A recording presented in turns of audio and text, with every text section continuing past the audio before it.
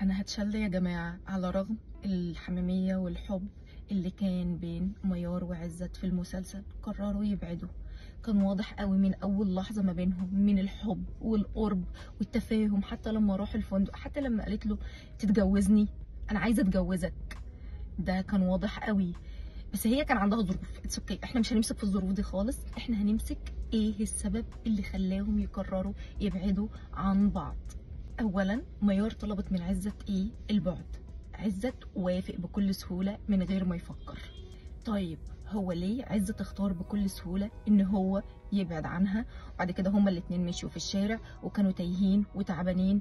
طيب هو احنا ليه بنحب نرجع لحياتنا المتعبه؟ طب هو احنا ليه بالظبط يعني بنعيش حياه ميار وعزت؟ ليه لما نلاقي حاجه في حياتنا كويسه ومريحه بالنسبه لنا بنقرر ان احنا نبعد عنها؟ لان احنا خايفين منها.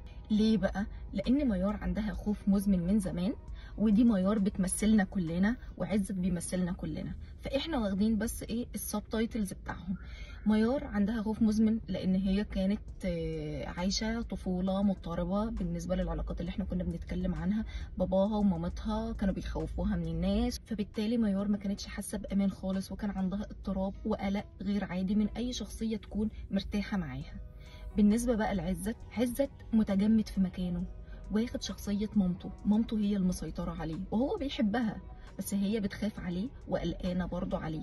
وغير كده عزت واخد شخصية مامته، فبالتالي بيدور على حد زي مامته بالظبط، فلقى ميار شبه مامته، فبالتالي هو متشبث فيها وبعد عنها. طب لما هي شبه مامتك اتمسك بيها، ليه بعدت؟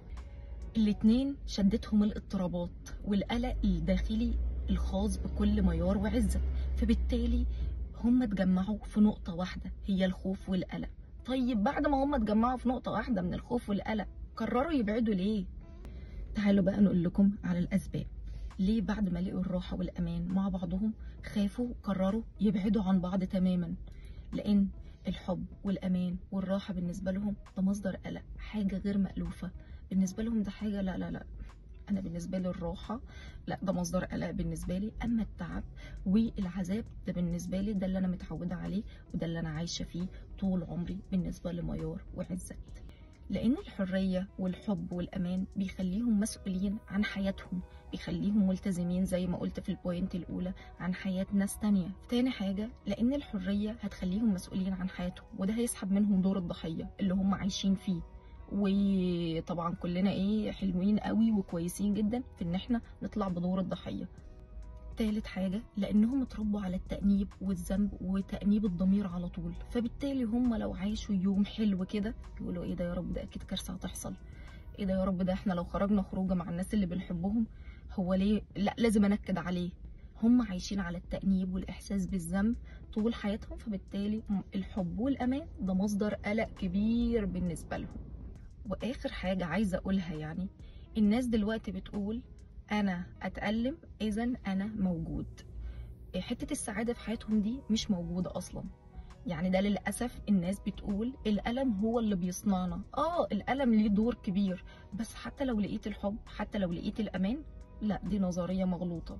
لازم نكون بنحب بعض ولازم نخاف على بعض. الخلاصه عايزه اقول لكم السجن الحقيقي مش حيطان، السجن الحقيقي هي دماغك. انت اللي بترسم مستقبلك، انت اللي بترسم الشخص اللي انت عايزه، انت اللي بتقول للشخص انا بحبك، انا عايزاك، انا موجوده، انا مصدر امانك، انا مصدر حكمتك، انا مصدر مشورتك. فضلت مستسلم لخوفك، عمر ما الخوف هيجيلك اي فرصه انت تستحقها. الخوف ده هو الارم بالنسبه لك لاي حاجه حلوه. مش هتعرف تعيش اي حاجه جت قدامك بالاحساس الطبيعي اللي انت عايش فيه.